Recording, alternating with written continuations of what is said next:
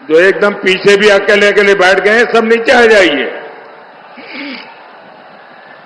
देखिए, सारा तामझाम बड़ा टेम्पररी होता है भाई। अगर ये गिरा तो यहां के लोग भी परेशान होंगे, आपका भी हालत खराब होगी। पहले नीचे उतरिए, उसके बाद मैं भाषण आगे करूंगा। मेरे लिए, मेरे भाषण से आपकी जिंदगी ज्यादा मूल्यवान है।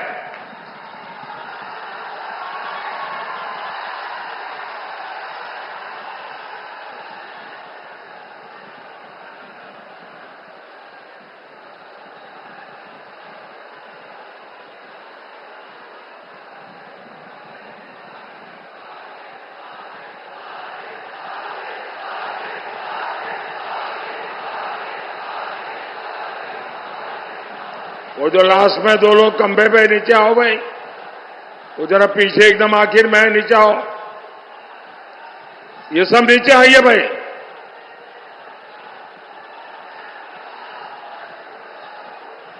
जरा सिक्योरिटी के जो लोग हैं, जरा चिंता करें।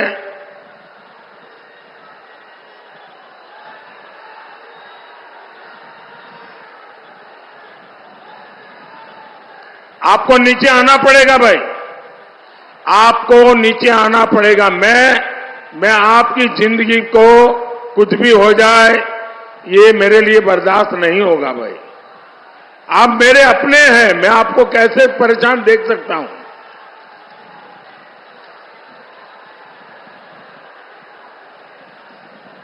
अब आपने मुझे देख लिया है, अब सुनना है तो हम नीचे आएंगे तो अच्छा सुनाई देगा।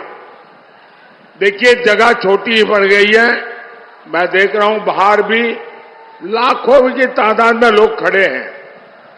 वो शायद सुन भी नहीं पाते होंगे, लेकिन ये नहीं करने दूंगा मैं। आइए नीचे।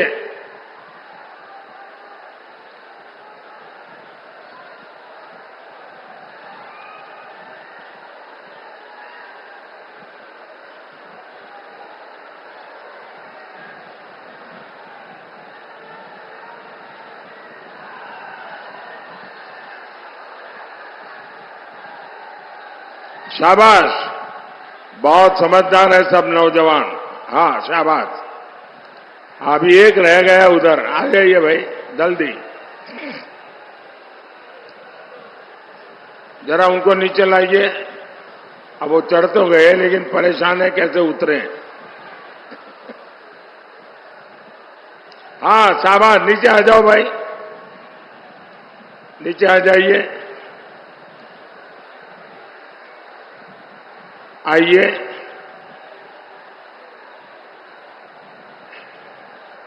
जिन नौजवानों को मैंने नीचे उतारा है, अगर उनको, उनके स्वमान को अगर कोई चोट पहुंची है तो मैं उनकी क्षमा मांगता हूं। लेकिन आप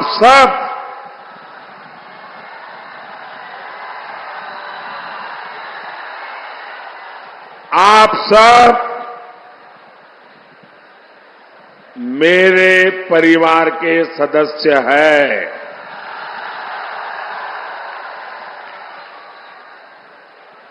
और इसलिए इतने प्यार से परिवार के सदस्य को कहने का मेरा भी तो हक बनता है ना।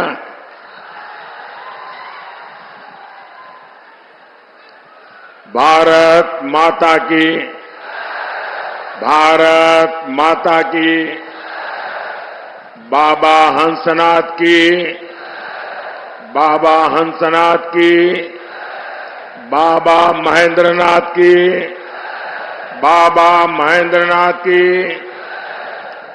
ई पवित्र धरती पर हम रउआ लोगन के वंदन अभिनंदन करतानी।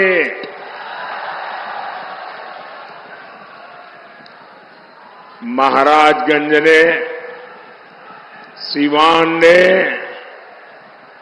अपने जोश से पूरे भारत में संदेश दे दिया है।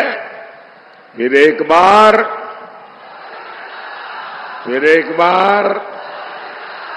फिर एक बार मैं आज इतना खुश हूं, खास करके इतनी बड़ी तादाद में माताओं बहनों को मैं देख रहा हूं। माताओं बहनों का ये आशीर्वाद, ये मेरी बहुत बड़ी ऊर्जा है। और ये समय तो घर में काम का होता है, उसके बावजूद भी इतनी बड़ी संख्या में माताएं बहनें आशीर्वाद देने आई है। जीवन में इससे बड़ा सौभाग्य क्या होता है भाई।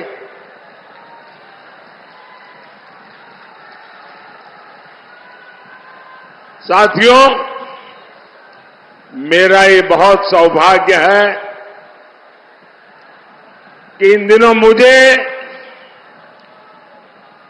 देश के कोने कोने में देशवासियों के दर्शन करने का सौभाग्य मिला है। पूरे देश में मैं मातृशक्ति का जो जज्बा देख रहा हूं, माताओं बहनों का जो प्यार देख रहा हूं, हमारे नौजवानों का जो उत्साह देख रहा हूं, गांव हो, गरीब हो, किसान हो, एक प्रकार से सारा देश के उज्जवल भविष्य के लिए संकल्पबद्ध हो चुका है। और मैं भी आपको गारंटी देता हूं, मैं आपके लिए दिन रात मेहनत करूंगा, पहले से भी ज्यादा मेहनत करूंगा।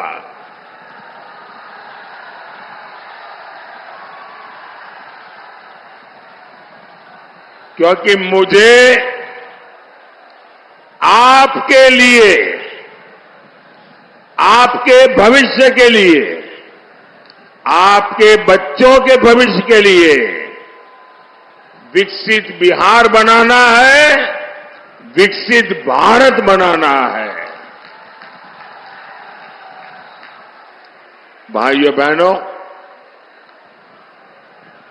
गरीब से गरीब मां बाप भी हमेशा चाहता है कि जाने के बाद बच्चों को कोई विरासत में दे करके जाए। हर एक के मन में रहता है कि कोई विरासत छोड़ के जाए। भाइयों बहनों, मोदी एक ऐसा इंसान है जिसे अपनी कोई विरासत नहीं है। मेरे लिए तो आप ही मेरी विरासत है। आप ही मेरे वारिस है। मेरा और कोई वारिस नहीं है। और इसलिए मुझे आपका और आपके बच्चों का उज्जवल भविष्य बनाने के लिए अपने आप को खपा देना है।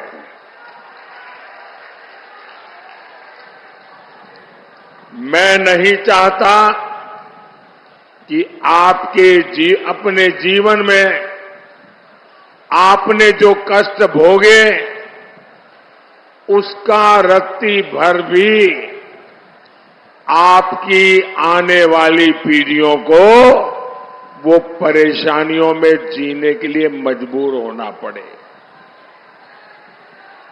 और इसलिए मुझे गरीब कल्याण के बड़े फैसलों के लिए आज मैं आपके गांव आया हूं, आपके बीच आया हूं, आपके आशीर्वाद मांगने के लिए आया हूं।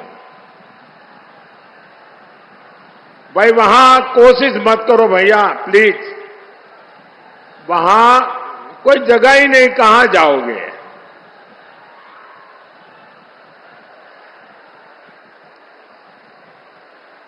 अब आप मुझे देख नहीं पाओगे, सुन सकते हो जी।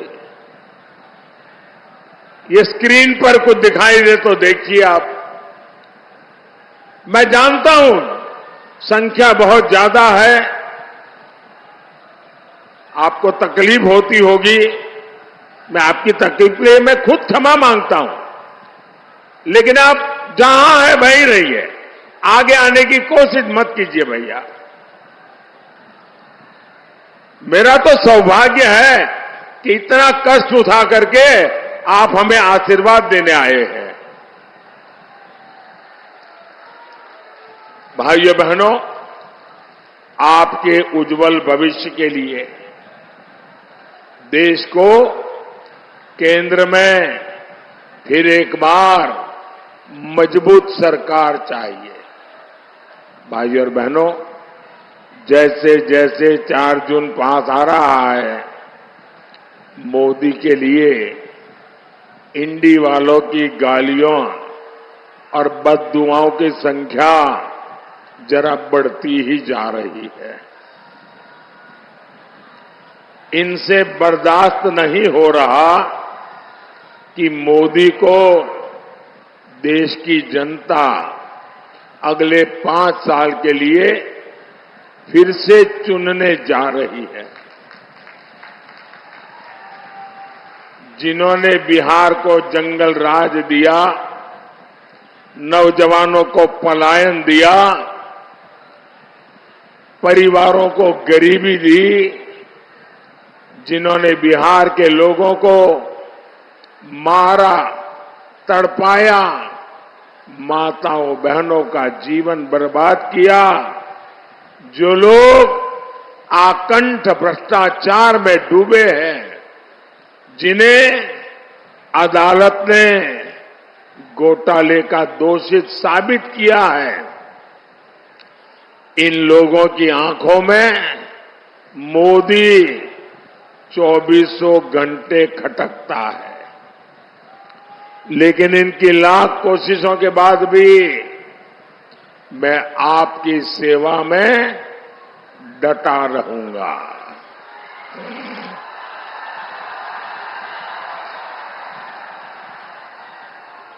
मैं दिल से जनता की सेवा करता हूं, इसलिए देश की जनता से मेरा दिल का रिश्ता है, दिल का रिश्ता है। और इसलिए हर दिल में, आज हर दिल में मोदी है।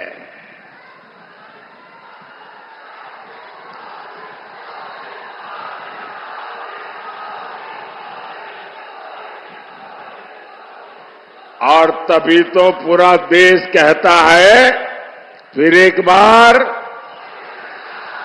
फिर एक बार, फिर एक बार। साथियों, ये भूमि मेधा की भूमि है, राष्ट्रभक्ति की अविरल गंगा यहां बहती है। राजेंद्र बाबू जैसे अनेक सपूत इस धरती ने देश को दिए हैं।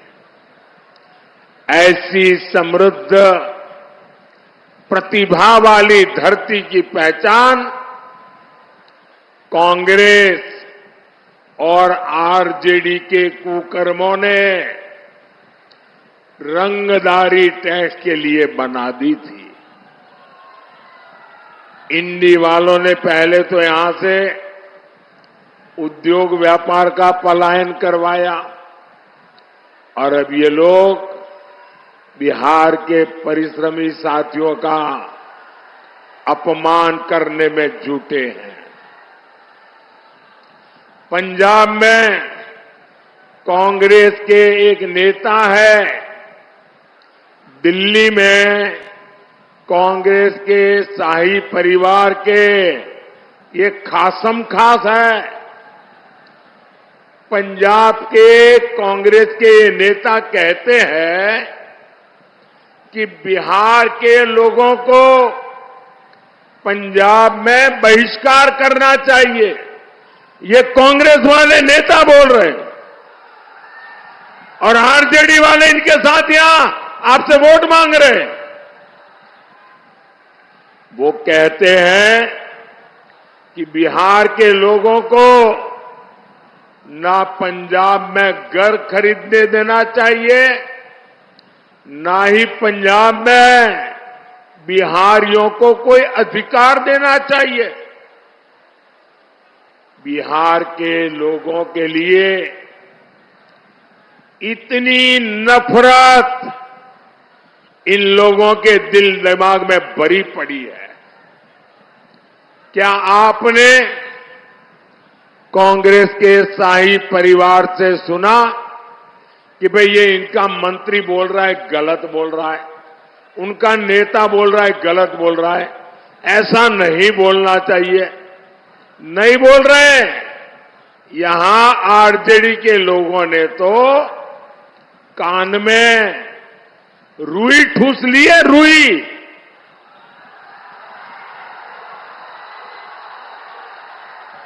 बिहार की मान मर्यादा, बिहारियों का सम्मान इंडी गठबंधन वालों के लिए कोई मायने नहीं रखता। साहब, मैं गुजरात में था, वहां का मुख्यमंत्री था, लेकिन बिहार जब अपने 100 साल मना रहा था, मैंने बिहार से अनेक महानुभावों को गुजरात में बुला करके उनका सम्मान किया था।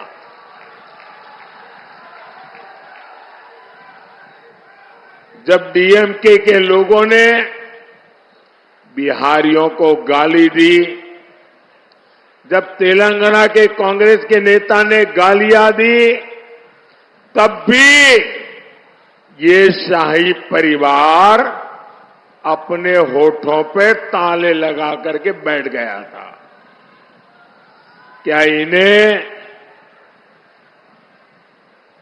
जिन्होंने बिहार का अपमान किया, जो दिन रात बिहारियों का अपमान करते हैं, क्या ऐसे कांग्रेस और उनके साथियों को, आरजेडी और उनके साथियों को आपका एक वोट भी मिलना चाहिए क्या? पूरी ताकत से बताइए, एक वोट भी मिलना चाहिए क्या? एक वोट भी मिलना चाहिए क्या? अरे वोट तो छोड़ो, इनको सजा होनी चाहिए कि नहीं होनी चाहिए?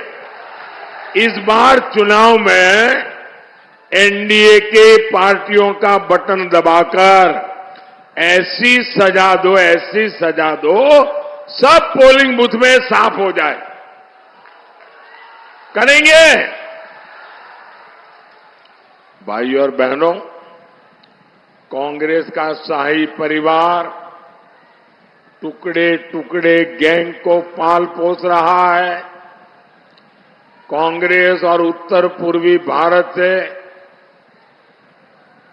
ये उत्तर पूर्वी भारत के लोगों से बदला के लेने के मिजाज में है। आपने कांग्रेस को यहां से साफ कर दिया और इसलिए ये आपसे बदला ले रहे हैं। ये भारत को एक करने वाले भगवान राम का विरोध करते हैं।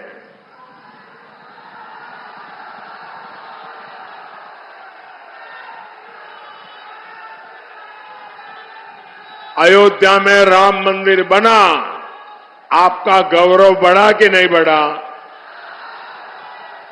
आपका माथा ऊंचा हुआ कि नहीं हुआ? आपको संतोष हुआ कि नहीं हुआ?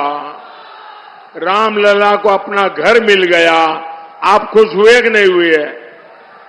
ये आरजेडी और कांग्रेस वाले दुखी है, बताओ। जिस कांग्रेस आरजेडी की राजनीति भारत के टुकड़े टुकड़े करने वाली है, उसको साफ करने की जिम्मेदारी महाराजगंज की भी है और सिवान की भी है। भाइयों और बहनों, कांग्रेस, आरजेडी और उसके साथियों ने हमेशा इस देश को पीछे ले जाने का खेल खेला है। ये खुद लाखों करोड़ के मालिक हो गए और जनता रोटी, कपड़ा, मकान के लिए जूझती है।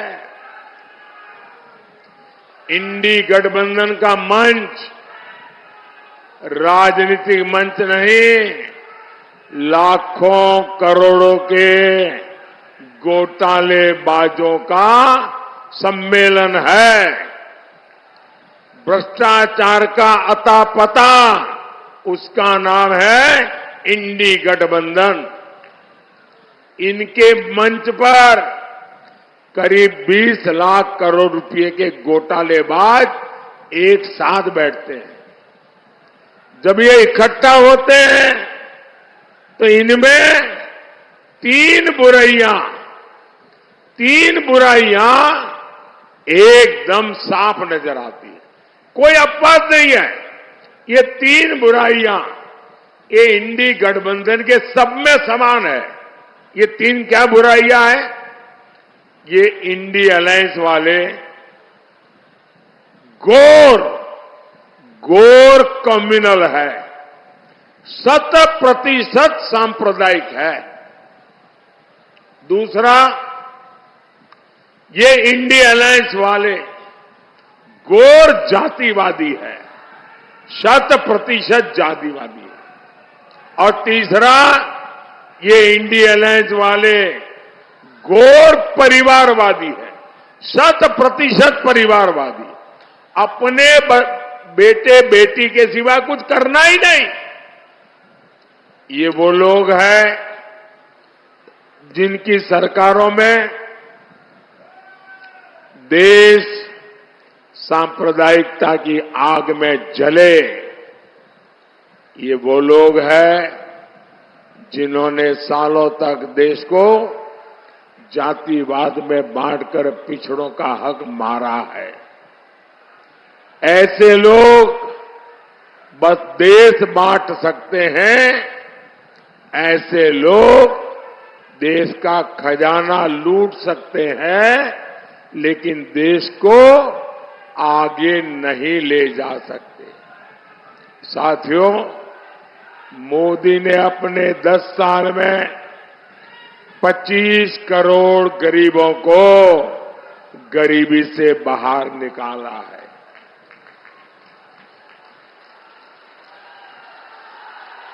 आखिर इंडी गठबंधन वाले अपने 60 साल में ऐसा क्यों नहीं कर पाए? इन लोगों ने गरीब को गरीब रखा ताकि उसके शाही परिवार की जय जयकार होती रहे। कांग्रेस ने देश के कानूनों को ऐसा बनाया जिससे गरीब असहाय हो, उसे किसी दूसरे की मदद लेनी पड़े। साथियों, हमारे यहां आज भी जो पुलिस की व्यवस्था है वो अंग्रेजों की बनाई हुई है। पहली बार मोदी ने उसको बदलने का साहस किया है।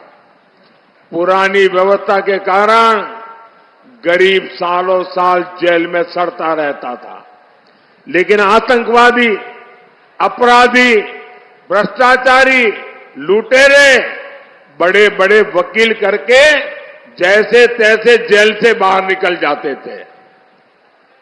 अब ऐसा नहीं होगा। अब मोदी दंड संहिता की जगह न्याय संहिता लेकर आया है। इससे सामान्य जन को तेजी से न्याय मिलेगा। अब आतंकियों का, आपको लूटने वालों का बचना और मुश्किल हो जाएगा। साथियों, यहां इतनी बड़ी संख्या में हमारे साथी खेती से जुड़े हैं, किसान हैं। 10 साल पहले तक एक भी रुपया किसानों को कांग्रेस सरकार से मिलता था क्या? पीएम किसान सम्मान निधि से सीवान के किसानों को अब तक करीब 1200 करोड़ रुपए मिल चुके हैं।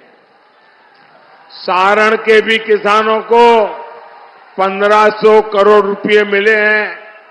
सिर्फ 5 साल में ही इतना पैसा मिला है, वो सीधे सीधे उनके खाते में गया है।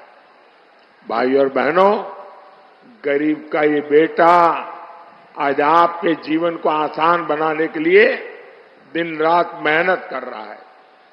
आज करोड़ों गरीबों को मुफ्त अनाज मिल रहा है। आज घर घर नल पहुंचा है, बिजली पहुंची है, टॉयलेट हुआ है। मोदी ने सस्ता सिलेंडर बहनों तक पहुंचाया है। मुझे बहनें बताती हैं कि मुफ्त इलाज की योजना से उनको बहुत फायदा हुआ है। साथियों, पक्का घर तो गरीब का सबसे बड़ा सपना होता है। अभी तक बिहार में करीब 40 लाख पक्के घर गरीबों को मिल चुके हैं। और मेरा एक काम करोगे? जरा हाथ ऊपर करके बताओ, मेरा काम करोगे? ढीला ढाला नहीं, पूरी ताकत से बताओ, करोगे? करोगे? अच्छा, अभी आप गांव-गांव जाते होंगे, हर मोहल्ले में जाते होंगे, लोगों से मिलते होंगे। अगर आपको गांव में अभी भी कोई झुग्गी झोपड़ी में रहता है, कोई मिट्टी की छोटी सी खोली बना करके रहता है, उसको मिल करके कह देना कि हम मोदी जी की तरफ से आए हैं। उनको कह देना कि हम मोदी जी की तरफ से आए हैं और 4 जून के बाद तीसरी बार जब मोदी की सरकार बनेगी तो जिनका घर अभी कच्चा है, मोदी उसको पक्का घर देगा। मेरी तरफ से बता दोगे? मेरे लिए तो आप ही मोदी हैं। आप बता देंगे ना, काम हो जाएगा।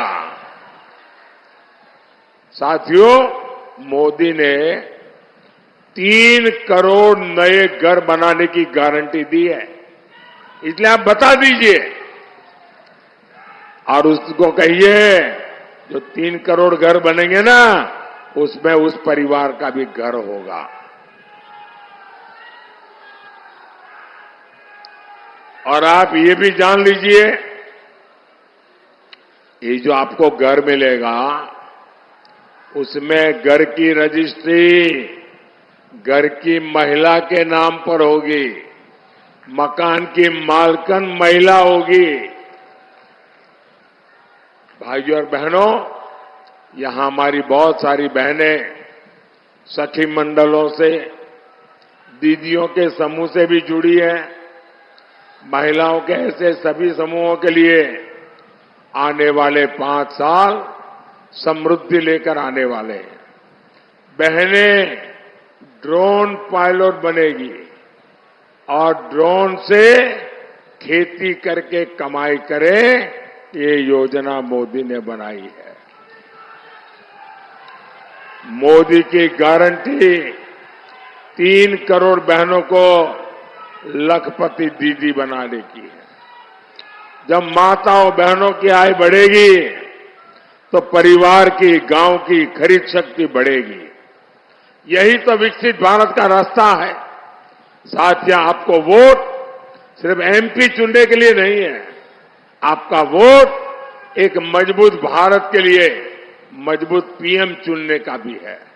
और इसलिए महाराजगंज से हमारे साथी जनार्दन सिंह सिग्रीवाल जी, सिवान से बहन विजय लक्ष्मी जी और गोपालगंज से आलोक कुमार सुमन जी को ज्यादा से ज्यादा वोटों से जिताना है। जिताएंगे, घर घर जाएंगे, ज्यादा मतदान कराएंगे। अच्छा, मेरा एक काम करेंगे, मेरा एक काम करेंगे। क्यों ठंडे पड़ गए भाई? इनके लिए तो बड़े उत्साह से बोल रहे हो। इनके लिए बोला तो हाथ ऊपर कर दिया, मेरे लिए बोला तो हाथ नीचे हो गया। मेरा एक काम करोगे? पक्का करोगे?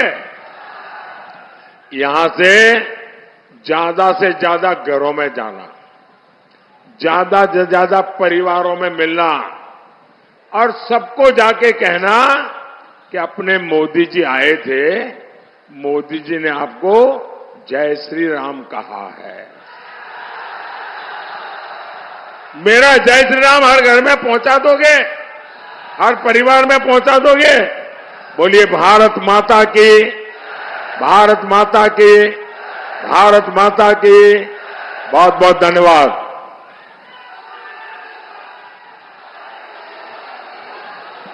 अब मैं म्यूजिक ऑपरेटर से आग्रह करूंगी कि आप अभी बड़ी खबर आपको बता दें, एक बार फिर से पीएम मोदी ने इंडिया लाइंस पर हमला बोला है। जनसभा को संबोधित करने के दरमियान उन्होंने इंडिया लाइंस पर हमला बोला, जिसमें महाराजगंज में पीएम मोदी चुनावी जनसभा को संबोधित कर रहे थे और साथ ही साथ उन्होंने कहा कि बिहार के लोगों को गाली देते हैं इंडिया लाइंस के नेता और कांग्रेस इस पर चुप रहती है।